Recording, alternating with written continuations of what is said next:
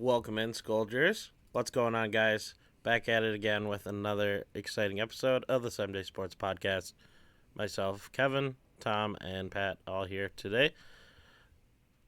Wish it was better circumstances previewing a NBA Finals trip, but someday is pushed out just a little bit longer this year. Hey, we're getting closer to someday, though. We are getting closer. You can see it. You can feel it. We felt it for a bit in stretches this year, but just kind of got tired out there at the end of the series, and we're going to break down kind of where things fell apart. I know we talked about it a few episodes with how we really just didn't show up to play at the most crucial points of a lot of those games and what really happened there in Game 5 to not allow us to even win at home and force another game. So we'll hop right into that, and then we'll wrap it up with some of the mini camp Vikings news, starting with the Justin Jefferson contract. So big day for Minnesota sports fans in general. Just yesterday with that news breaking, and we'll talk about that and what else people are seeing there down in Egan. Let's start off with the Wolves. Good season. Yeah.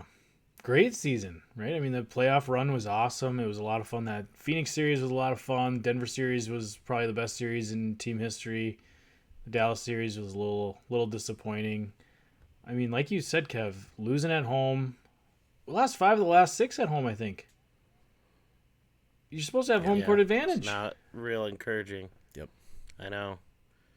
It's like during the regular season, it seemed like we finally got a wrap on how to win at home like good teams should do.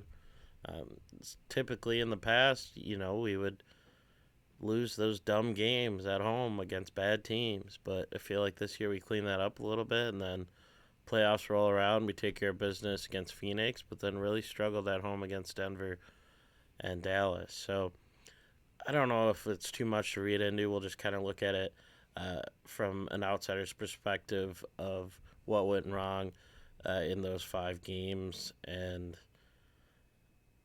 we just got outplayed. I think that's the end of the story.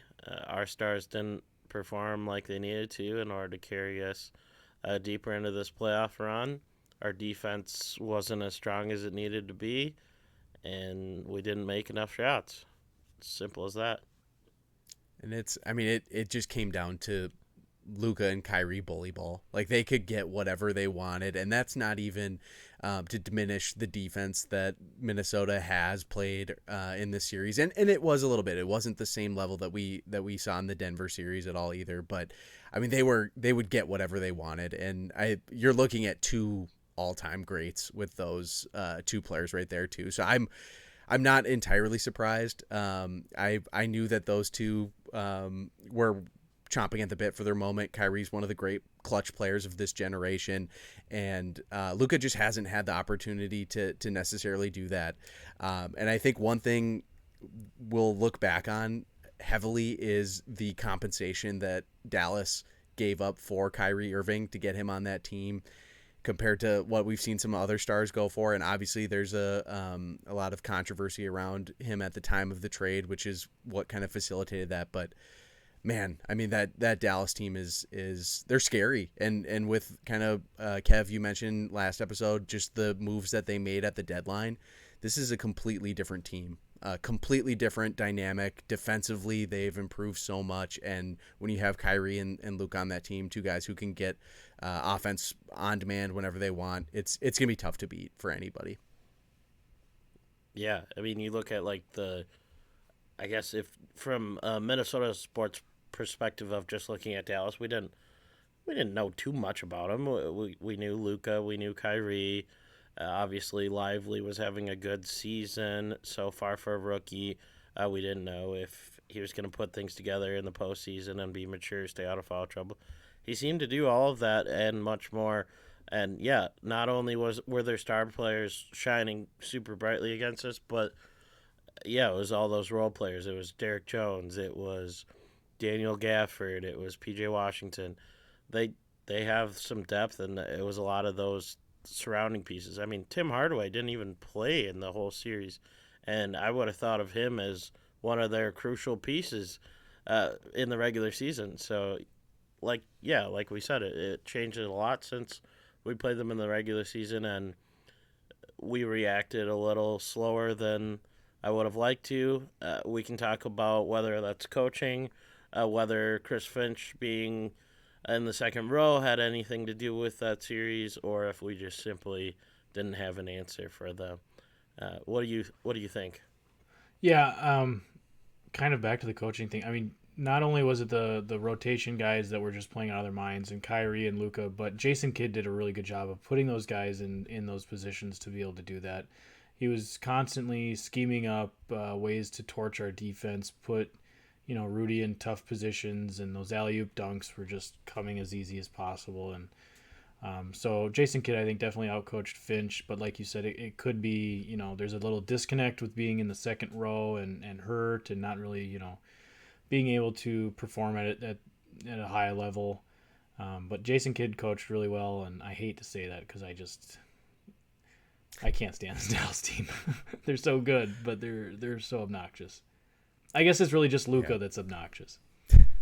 I totally agree. I think coaching was a big thing, and I think from a Wolves perspective, this team, Chris Finch, he didn't have a lot of structure throughout the entire season. Like they did not run a lot of plays. And we saw this throughout the playoffs too. It was kind of like Ant, go ahead and try and make something happen, and that didn't work. This series, Ant was consistently driving into double teams, getting caught immediately, and we saw so many, and it wasn't just Ant, but so many ugly passes airmailed into the stands.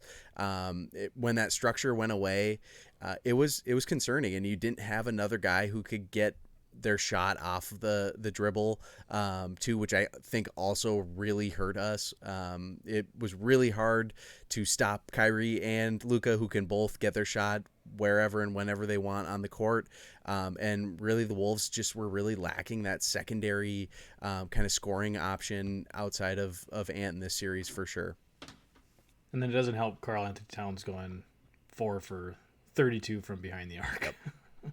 Does not help. Yeah, so it just kind of raises a little bit of questions. Obviously, the local beat report, more so national beat reporters, are trying to come up with all fun stories as there's no basketball being played. They're going to come up with what do the Timberwolves need to do to get to the next level. But I think it starts with the team you currently have, and you go from there. It was a lot of what we talked about needing at the deadline, which we really didn't address. We bring in Morris, and I don't think he even played in the whole playoffs except for like one game.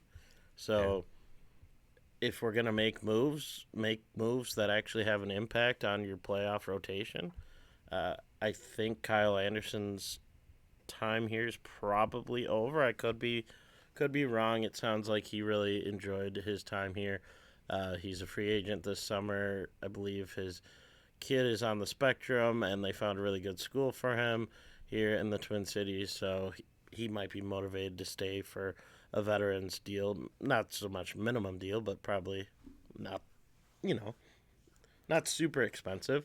So the door's open there. But yeah, I think we need shooting. I think we need a off-ball scorer opposite of Ant, or when Ant's not out there, we need a facilitator. We need somebody who can create for their own. We have a lot of guys who are capable on offense, but they're not so much creators. We have Nas, we have Jaden. They can somewhat, ISO a little bit. They have some wiggle to them, some mid-range, but we really need kind of that. I don't know if it's going to be a guard or a wing. We need somebody who can score when things aren't going our way. And let's just say Jalen Noel, what he used to be. If you could take that version of a player and put it on steroids, that's what I think we really need in this offense. Well, I think I think on the flip side of that is that you need like what Pat was bringing up, you need a more consistent offensive game plan. Like there was just too much one-on-one and you do your thing. That does work at certain times in the game, but it doesn't work for an entire fourth quarter. So they need to get the ball moving more. The passes were slow to swing around. They got to have some other movement in the offense before they are, needing to go get another guy who can create a shot. I mean, not to say that they don't need a guy like that, but that should be more of the focus rather than trying to find somebody who can also play, get a Jamal Crawford. You need better ball movement. You need better offensive game planning. And so that kind of falls on Finch. Sure.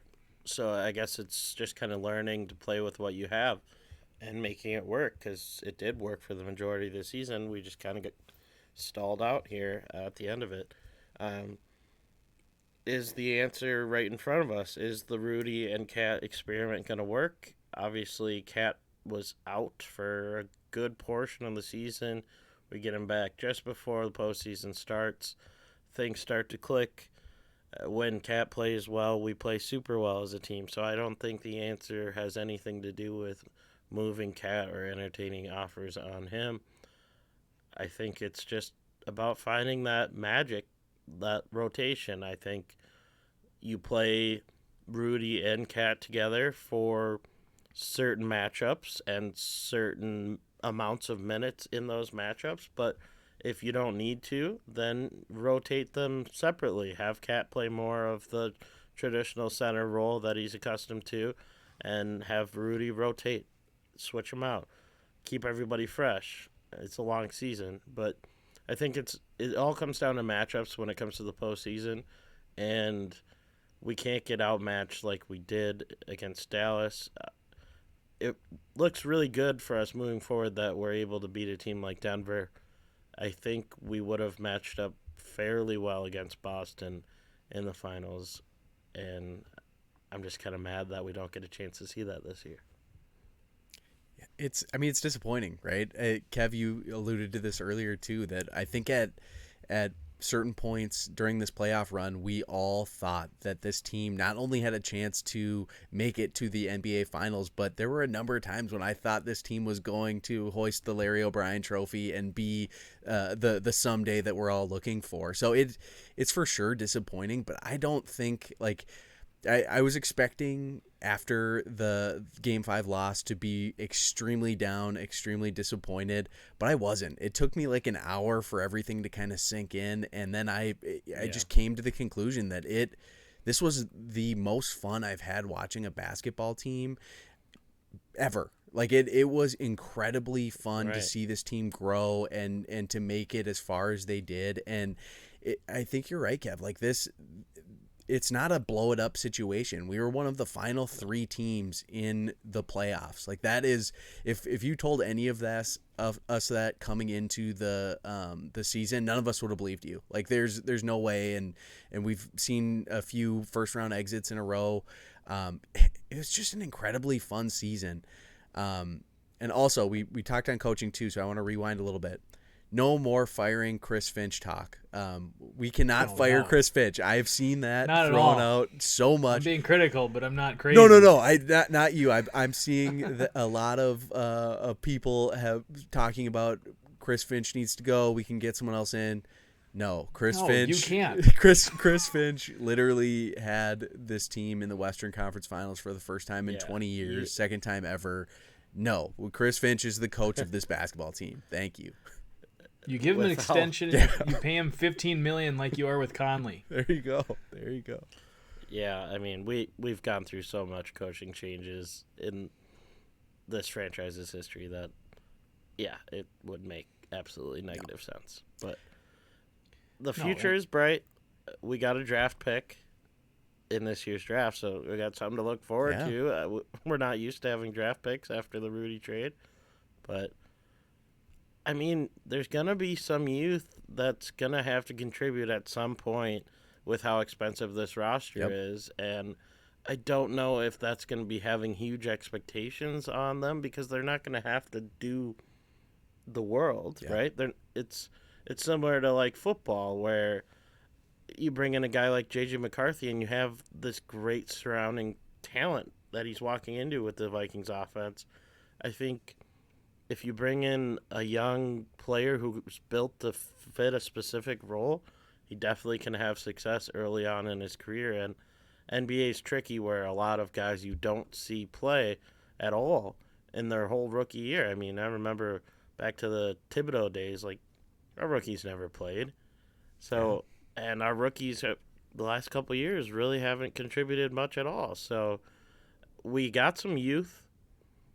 Let's see what it can develop into. I have our roster pulled up right now. Just go. I mean, Alexander Walker is only 25. He's just made the biggest leap in his career from what he's been early on to what he was this year. Obviously, didn't really perform on the grandest level, but he's still young and can develop more of an offensive game to pair with his lockdown perimeter defense. Jalen Clark's a guy who I think has a real shot to contribute with this team next year with what he can bring defensively. He was an all-time defender at UCLA, and he's finally going to be healthy next year and can really hope to develop underneath Mike Conley if that's the route we choose to go there. Ant's still 22, almost 23.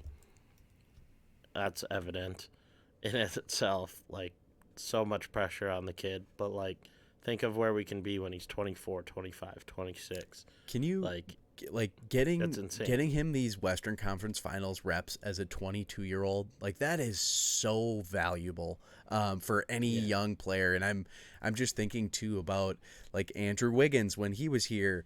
Obviously, young kid, first overall pick, ton of expectations, and he was kind of set to lead this franchise. And we never really saw that development of him as that A1 go-to scorer here. And a lot of us wanted him off the team.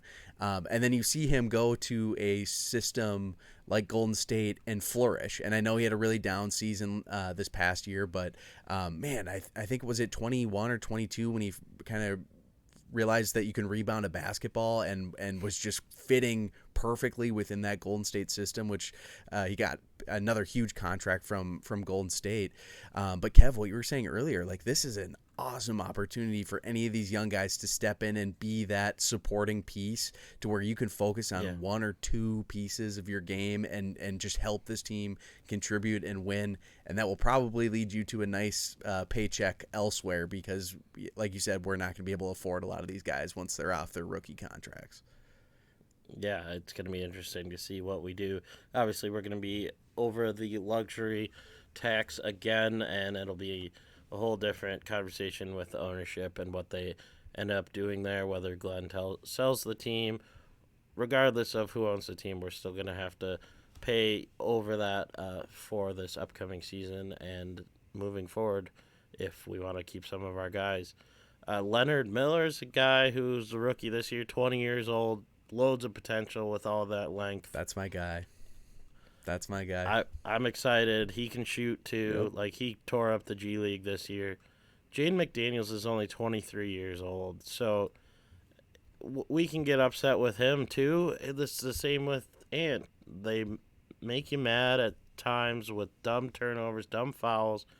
If he's this good on the defensive end this early in his career, all he has to do is just keep on refining his shot, keep on adding more to his offensive game that he can create on his own. If you look at his high school tape going back a couple of years, he was that guy in high school that was the player on the court that nobody could stop. And he definitely has that in his bag of tricks. He's just yet to make it consistently in the NBA. Josh Minot is coming into, I believe, his third year now, 21 years old. Wendell Moore Jr. hasn't cracked anybody's lineup, but he's still 22. So we got some youth. Naz Reid, 24 years old. I mean, everybody's going to get better within, and then it's all about just adding a shooter, which I wanted before this year and during this year. We didn't get much help from behind the three-point line outside of Cat, Nas, and Ant, who are great at doing that, but I really think we need somebody to open the floor a lot more for those guys. I also think we need a little bit more athleticism in the front court. I think in the Dallas series, you had guys like Gafford and Lively that were just better athletes than Rudy and Towns, and it really showed. I think it was Lively that just got up and down the court whenever he wanted to, and neither of our big men could keep up. And both of them can jump out of the gym for those, sky high alley oop jams. So I think having a guy like that coming off our bench would be really nice too. To have 4 centers. I want an athlete. I don't know. I want somebody who can jump out of the gym. If they can play center, that'd be great. But I think and Chris Finch mentioned this in his end of season press conference. They need to play faster. Like they're missing so many easy buckets. Dallas absolutely killed us on the break. Those transition buckets just create easy instant offense, and the Wolves inherently have just played so slow because of their size. And Kev, you kind of said this earlier. They can spread out the minutes at the center position a little more. Get Cat playing a little more 5. You should have 48 minutes of straight, like, great center play every single game this season if you split those minutes and divvy them up. With Nas. Yeah, and Tom, to your point, I think Leonard Miller could kind of be that rim running 4-man. I mean, he's a great athlete, great rebounder. He's a little skinny for his size, but he can shoot. He's 210. He's 210. He's not a strong guy, but he can fly. Very good athlete, and he kind of has that. He has a little bit of Nas to his game, and that he has a little bit of a sneaky handle for kind of a perimeter player. And I think right now he's kind of a 3-4 tweener, but I think his natural position will end up being at the 4. Kind of reminds people a little bit of Jared Vanderbilt, but definitely a better scorer than Vando. Has more of an offensive repertoire than Vando did, for sure. And Pat, kind of when you said that Finch said we needed to play faster, like if we're not going to be a good half court run of play after play, good offensive set team, then we do need to get out and run, and get the ball down and get easy buckets as much as possible. Because there again, it's just there were so many times where we needed a bucket, and Ant would even like slow it down. Yes, and we'd get into the half court and. It was like molasses in January. We were just going nowhere.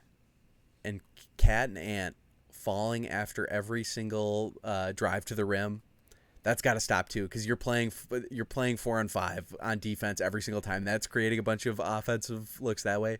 Completely beside Plus the point. They're going to get hurt. It hurts. Well, exactly. Wears them out. That needs to stop, though, too. It was almost every single play, and I know you're trying to get the foul call, but we've seen that has not worked for the two of them. So please, let's just tone that down, 50% of what you're doing currently, and just get back on defense, and let's stop some of those transition buckets. Definitely. I'm so excited for this roster. I don't understand why there are people that want to blow it up or trade Towns or whatever. It's like our core is set. It's fine. You just got to do minor tweaking now. You got to either develop players or go out and get, some good veteran bench guys. And hopefully guys are going to want to come here on a veteran minimum deal that could actually contribute for once. I don't remember the last time that a player has really desired to come here. I mean, you could go down the list of guys that have failed at doing that over our fandom the last decade or two, but I mean, who's the biggest free agent we've ever gotten? Helps. Mike James, JJ Barea, AK-47. These are some great name drops. Kevin Martin, that was a big one. Kevin Martin was up there. Did we sign him, or did we sign Kevin signed Martin him. or traded for him? Okay, I was so excited. I guess probably Kevin Martin was the greatest signing, but that was just to keep getting them checks kind of thing. That's gonna be that'll be Pat's picks. Yeah. Top Minnesota sports free agent signings. I love it. In all sports. And we could do a draft. Yep. Yeah, in all sports. I just think of like the days I got so excited on like a text. Yeah. in my brain. I don't know why, but I immediately, or what almost happened. TJ Husmanzada. I was amped. Oh, Somebody man. leaked Oh, a fake man. report that we got TJ Husmanzada. I remember and that. I remember that. was like, Kev, he's remember the when your answer. brother posted that fake tweet that Rubio got traded? Then he got traded almost like a year later to the day. Oh my goodness. Yeah, it was Oh sad. my goodness. I do think, going back to the original point, I think that we will start seeing guys wanting to take minimum deals here. I think the Western Conference Finals trip definitely helps. I think Ant playing on Team USA with some of these big stars will certainly help. Not that these guys are going to take minimum contracts, but just the networking that takes place at those events. But for the first time ever, we saw at the trade deadline, there was a lot of buzz about buyout candidates wanting to come to Minnesota. I think Doug McDermott was a sure thing before he had a last-minute deal. And then I think also Gordon Hayward. I think there was a Gordon Hayward connection before he had kind of a last-minute deal to Oklahoma City. So that sounds nice and everything, but then you look at the Thunder, he didn't even play in their playoff run. he didn't, and that's a deep team too. He didn't fit on their roster He very didn't. well, and whatever. But yeah, it just seems like I feel like we can do more than just a veteran buyout type candidate. I feel like we can. I'll have to look more into it as the offseason moves along for what we can actually afford and what would be a reasonable expectation to try to bring in. Yep. But yeah, I think the answer's got to be from within, just with the growth. At some point, one of our young guys has to be a constant rotation guy. Agreed. I mean, that's how you win in this league is you have guys that contribute on – that's how you win in any league, 100%. on rookie deals. Yep. And we're going to be paying everybody else. So our window, I think, is as big as we want to make it. Yep. But obviously it helps when your star players are carrying the majority of the winning. And everybody else just kind of has to follow through, fill their role. So how about this name?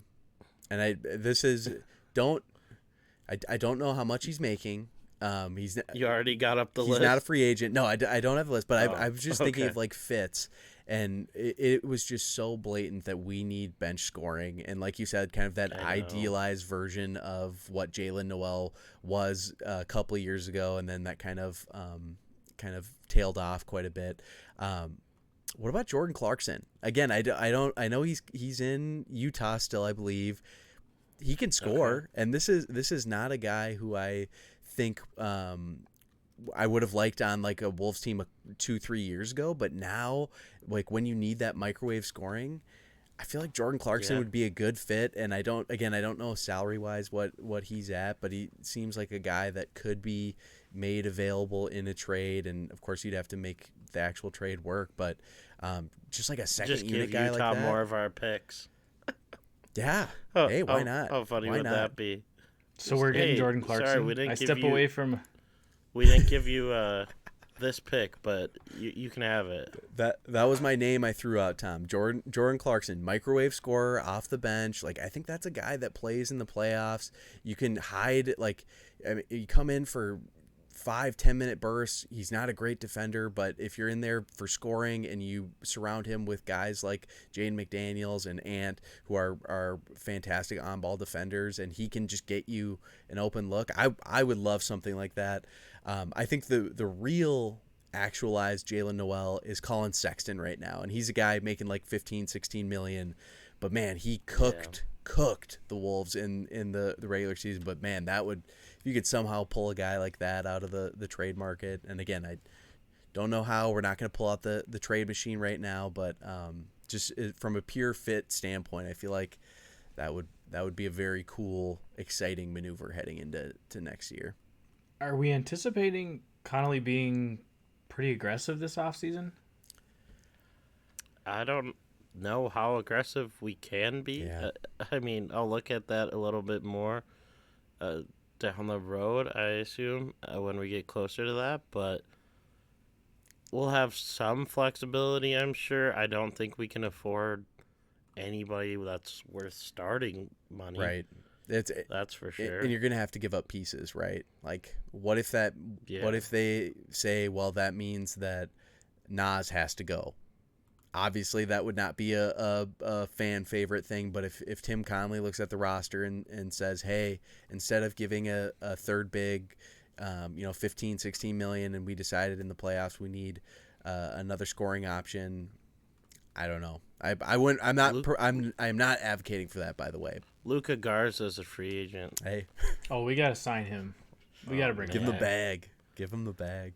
That's sad. Nah, we'll let him walk in. Like we were talking earlier, we'll take Zach Edey. There you go. Replace slow with the possible slowest. Right. Yeah, Instead but the of biggest your too. idea of getting fast. But the biggest. When everybody gets fast, you go slow. slow. When everyone gets small, you go big. Zach Edey, welcome to Minnesota. This is going to be and we're not going to dive too much into prospects right now because I don't know who the hell most of these guys are, but having 2 top 37 picks is pretty cool, knowing just how lacking of these picks we have in the near future too. So, All right, I know who I want. who? Simone Fontecchio. Whoa, from Detroit? He got traded from Utah to Detroit. Detroit at the deadline. He's a free agent. He was good for Detroit. He a- can make corner threes, and he's lengthy and plays good D. So wouldn't cost too much. I think he'll be Cri- out of our price range. I think Oh, we're gonna be like bottom of the barrel right now. I don't Chris know. Dunn is available. Oof. The reunion could be so Give him a sweet. chance. He didn't Deep even have a cut. chance. Jay Crowder. I mean, we're gonna have to get creative, and we're gonna have to be, Robert kind Covington? of bargain hunting. So Contavious Caldwell Pope. He could become best buds with our guys. I wouldn't hate actually, that. that'd be a great sign. Yeah, I would not Him hate up. that. I don't think we can afford him either. No. We'll probably get at least 10 per year. All right. We'll put the cap on the Wolves talk for now. It is pretty sad just not knowing that we're going to wake up and watch the Wolves for months now. That's but that's the worst part. Is Oh. not Yeah. that they didn't win the championship or they didn't win the Yeah. Western Conference Finals, but it's just like it got to be so fun to watch them every other night. And it just kind of put a trickle effect on Minnesota sports. So, like, with the Wolves being so good, I just wasn't in tune to the Twins as much as I usually am this time of year.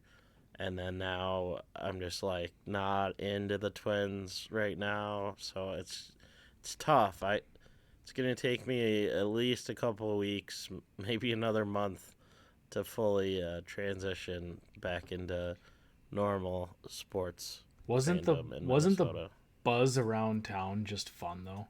Oh, Like I feel like you talk to people who didn't care about sports. You talk to them at work, and they're like, "Oh yeah, I kind of caught the Wolves game last night, and well, they look good and stuff like." I mean, it was like it was kind of a unifying thing in the state of Minnesota.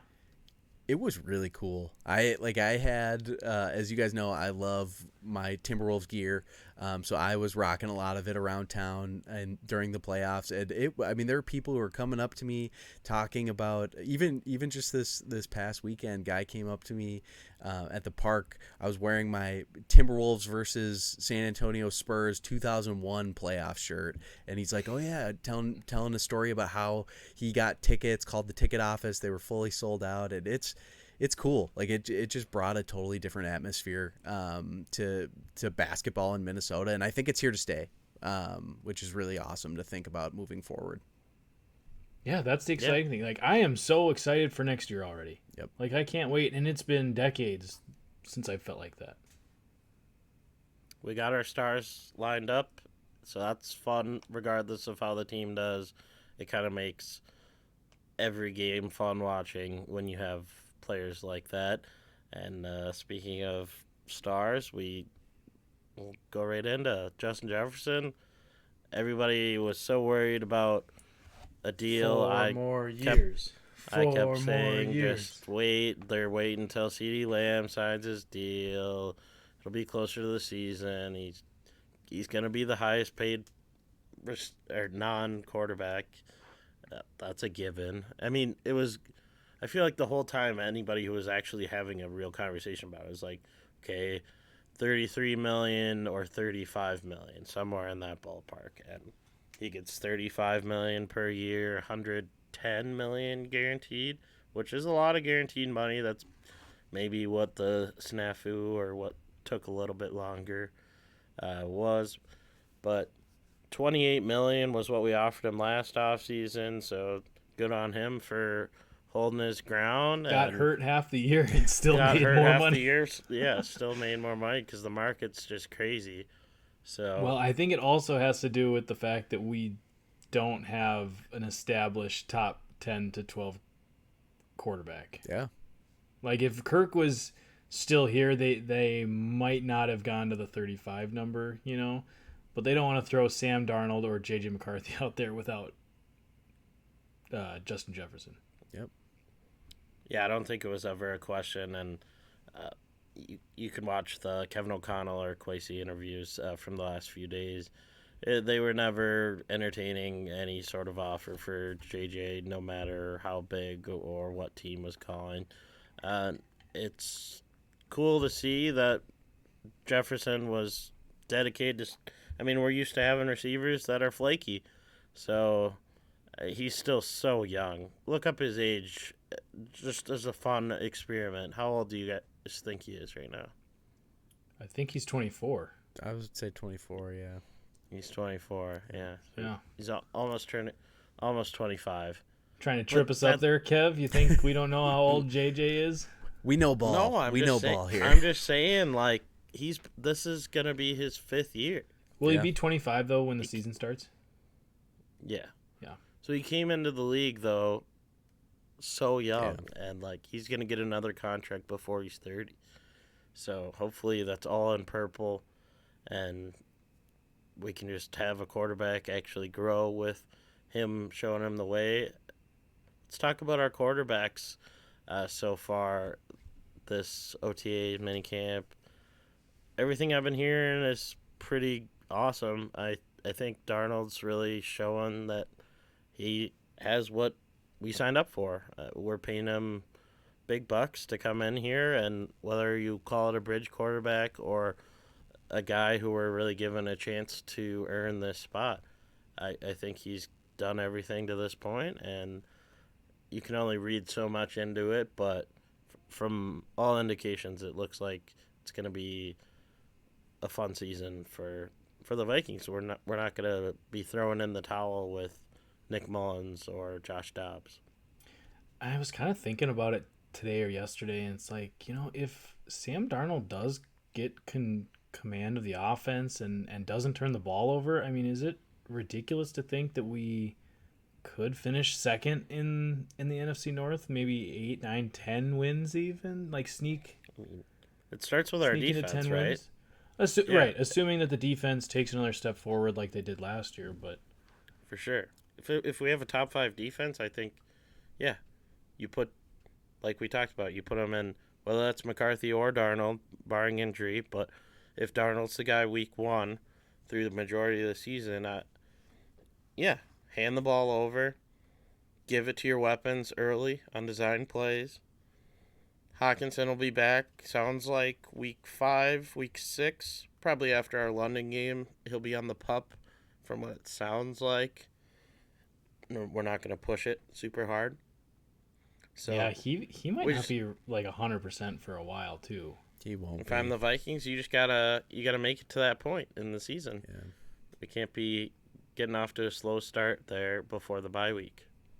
It'll be interesting. This whole season will. It just doesn't have the like aspirations that we're so used to coming into a season, which is really disappointing. Yeah. But again, we have a rookie quarterback now, which is like completely opposite side of that, but it's very exciting. And that rookie scale contract lines up very nicely with the Justin Jefferson extension. So they're doing everything by the book from a good GM standpoint and kind of building around McCarthy. But yeah, I mean, I have no idea what to expect with Darnold. Like I am Sure, could they pull out and win 10 games? Yeah, absolutely. Could they also win 4 games? Yes. I think there's 100%. yeah, like I think it's just such a wide range of outcomes coming into this season. So it just feels so weird because we're so used to this like consistent, hey, this is going to be 8, 9, 10 plus win team that we've had for a long time. It feels like even when we have our down years, it's never down for too long. So I have no idea what to expect. We know Darnold has the tools. Will this be the time he puts it together? I sure hope so, because man, that would be really cool if he was playing so good that we didn't want to start our rookie quarterback. That would be a great feeling to have moving into this and actually getting the first year under JJ's belt. But yeah, it'll be interesting. And this will really be the first time he's ever been legitimately given a chance to do anything. I mean, he had Adam Gase for how many years? Yep. And then he had Matt Rule for, was it 1 or 2 years? Yep. Like, those are the 2 worst NFL coaches that have been in the league for the past 10 years. Like, he's had no chance. Plus, they had terrible rosters. So he finally went over to San Francisco and hopefully got straightened out a little bit. And now he's coming to a good situation here in Minnesota, too. And it's like, yeah, we definitely could win 4 games if he bombs and is just the same guy that he was with New York and Carolina, which he could be. Yeah. But, you know, he could win us and keep us in the playoff race. Totally. It's not worse than last year. From a backup perspective. Right. I think he's head and shoulders better than Mullins and Dobbs. And he's a good athlete too, so like he can kind of scramble around and, you know, make something happen with his legs as well. Yep. Doesn't that feel like 4 years ago? Feels like so long ago. It's so weird. Like watching that version of that football team, or watching Kirk actually play at an MVP caliber level for that stretch of the season, and then just, I mean, I didn't think it was going to be his last game. I was delusional. I didn't think that he would be suiting up for his last game, getting carried off the field at Lambeau. Like, that's insane. NFL time flies, and we have the draft already, and yeah, it's crazy. So we got mini camp underway. JJ's back, suited up, out there today, running drills with the new quarterbacks. Fun to see. It's still practice. I won't read into too much. We brought Dalton Reisner back, so shout out to him. Welcome back to Skull Nation. Every 4 weeks I would just tweet, why haven't we signed Dalton Reisner yet? Like, it just makes no sense. I get it. He's not flashy. He's not the Pro Bowl guard that we need to plug and play into this offense. But he did his job, what we signed him to do last year, really well. He didn't mess up. We didn't lose games because of him. I mean, what else could you ask? He didn't step on the quarterback's foot 6 times. So, I mean, that is a huge positive. But obviously, we're reading into the details of the contract now, and it sounds like it's more of a depth signing. So, they know more than we do. Blake Brandel is the one who got the 3-year deal, and Dalton Reisner was sitting out there yet again deep into the offseason and still didn't have a deal. He ends up signing a 1-year deal with us for up to $2.4 million with incentives. So not much risk for us. Great depth piece. Going to camp. May the best man win the job. So, and I'm fine with that. Yeah, I mean, when we saw the money come out, I was surprised at how low it was. And it's no secret that he really, really struggles in run blocking, right? He's a very solid pass blocker and really struggles in run blocking. So it's no surprise that he wasn't like this super highly compensated guard. But I saw someone throw it out there. What if maybe the job is less Brandel's to lose? And what if Brandel slides to the right side? And what if this is Ed Ingram, who's a little bit more at risk here, and Reisner slides in at that left guard position? I think regardless, from a depth perspective, it's really nice to have Reisner back at that number. But yeah, I think it could go a number of different ways too, depending on kind of what plays out at training camp. Just because Brandel does have so much versatility on the line as well. Right.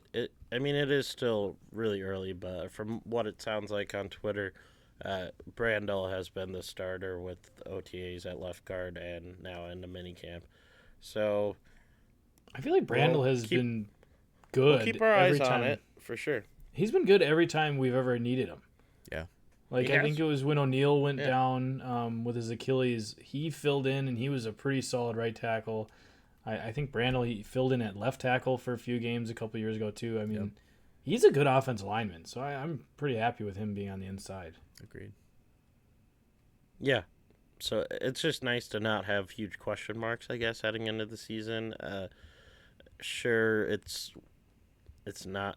If you ask somebody else, they might be a little more worried about the Vikings offensive line and it still being an issue with the interior getting pushed around by some of those massive nose tackles. But until you can find a long-term answer at center that's not Bradbury and fix it from there, I think it's fine with what we have, and I feel like we've been saying that for the last 4 years. Yeah, our line's fine, and we have 2 bookend tackles. I think it'll help to have a little bit more of an athletic quarterback. People are going to say that, oh, what's the difference between Darnold and Cousins when it comes to taking snaps under the center? And Darnold's way more of an athlete than people give him credit for. If you watch his highlights, just in the few short minutes of clips that you can see from his Carolina like a 50-yard offensive run line against us that one. Oh yeah, Carolina offensive line was terrible. His offensive line with the Jets is terrible. So I think we're gonna give him enough time to figure out things to do. Whether or not he makes the right decision based off of that, that's going to be where we see that growth and that Kevin O'Connell in his headset really see if he can take that next step. He's still 26 years old, so I mean, for being a veteran in this league and playing underneath how many head coaches and how many offensive coordinators, he has some room to grow with the stable situation here. And yeah, I think it always starts up front with the offensive line. If you can give him enough time to go through his progressions, not just the first read, I'm excited. But play a calling, guy like J.J. McCarthy is going to be even more exciting with his athleticism as well. Absolutely. Play calling can kind of cover up the weaknesses in the offensive line too. Yeah. And Kevin O'Connell is one of the better play callers in the league, I think. So I'm not too worried about it. And like you said, this is the best offensive line that Sam Darnold's ever probably played behind. So he's gonna be just fine. Yep. I guess we never really covered the schedule release on the pod. It's kind of big news. I think we have like the 5th hardest schedule it's really in the NFL. Hard. So we have that to look forward to, but also like I hate how they do the strength of schedule crap because it's like once the season starts, there's so many teams that you thought didn't have a chance, and then now all of a sudden they're 4-1, or the other way around. They're a team that they thought were going to be in the playoffs and they win one game. So it's like it all changes so fast in the NFL. I think our Vegas over-under is still too low. It's 6.5 still? I haven't checked recently, but I assume it's still the same since after the draft. But yeah, we have so much talent. Van Ginkel sounds like he's not ready yet. I don't know if it's another Marcus Davenport signing quite yet. Hey, you stole my joke. But yeah, I think we'll be fine. I'm just excited to see this team. I mean, it's still the middle of the summer, so one day at a time. We'll go over the schedule probably in depth once we get closer to training camp here and break it down. We're playing in London, so that's something to look forward to against Aaron Rodgers. That's a home game too, right? In week 5, so I believe so. Yeah, I think I hate that. I hate that so much. That always will bother me that they play road or London and Europe games as a home game. That just bothers me so much. Yeah, it's tough. I think it helps because they added the extra game, so it's not really a disadvantage. But Yeah, but not everybody is playing a home game in London. you're right. Hey, So our London faithful will carry us. We have a good record in London. yeah, but it's not just the fans; it's also the travel. is It's what- I mean, that's a big deal, and I don't know. I worry about the following weeks more so. Yeah. Like the following week in as far as travel. Jet lag and- for days afterwards. We got to bye week 6, so we'll be Okay, fine. Okay. They plan that in accordingly, so we get the earlier bye this week rather than the later bye. Thank you, Roger Goodell. Thank you, Roger. Hate that week 6 bye week. By the way, that's Okay. Let's not dive into the whole thing, but I'll just go over I'll go over up until the bye week. So we got at New York Giants to start off the season on September 8th. That's gonna be tricky. We don't know what Giants team we're gonna get, whether we got last year's team or the year before last year that beat us in the playoffs, Giants, and if Daniel Jones is gonna be what version of himself. But nonetheless, pretty hard to go out to New York week 1. Then we got week 2 at home, San Francisco. Not going to be easy. Yeah, we kicked their Can we ass do last it? year. We'll be fine. Hey, our defense is going to be locked in against Purdy, so I like our chances at home. It's going to be a really tough matchup. Then we go Houston at home. Another really tough matchup, back-to-back home games after starting on the road, and then to Green Bay against a team that made some noise in the playoffs last year, week 4, before going to London. So it's going to be really tricky to see. We need this offense to click early and not have much rust on it because, yeah, those defenses aren't going to be easy on us. This is like, again, we have no idea what this No. team is going to look like come week 1 or 2 or 3. Like my pessimistic Minnesotan fan, I looked at that and I go, oh, we're going to start out 0-5. We could lose all 5 of those games. And then I Yeah. kind of started thinking about the Sam Darnold thing, like he might be okay, but I mean that's a We still have Jefferson, so we always have Yeah. a chance. but that's a get him the ball. brutal start to the season. But yeah, those teams are a gauntlet, and we'll have to prove that our defense is just as good, and it might not be flashy or sexy, but maybe that's how we're gonna have to win games this year.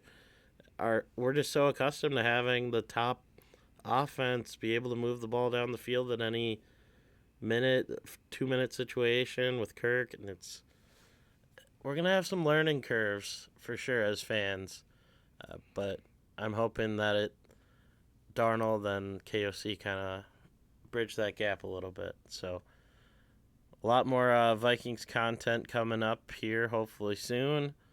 I know there's going to be a little bit of a lull. The Twins are hanging in there. Royce Lewis is back today.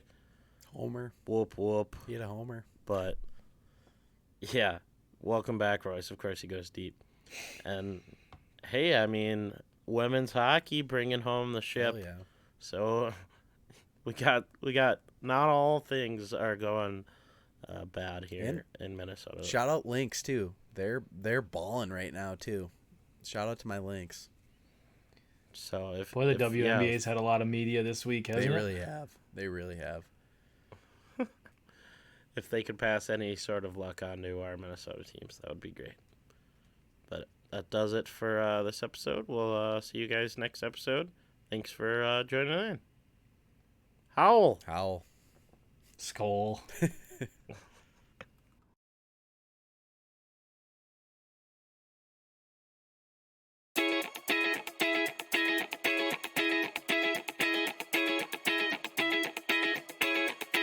I got him.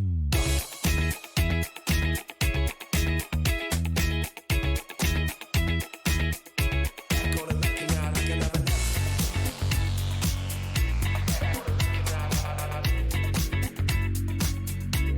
Gonna look you out like you never know.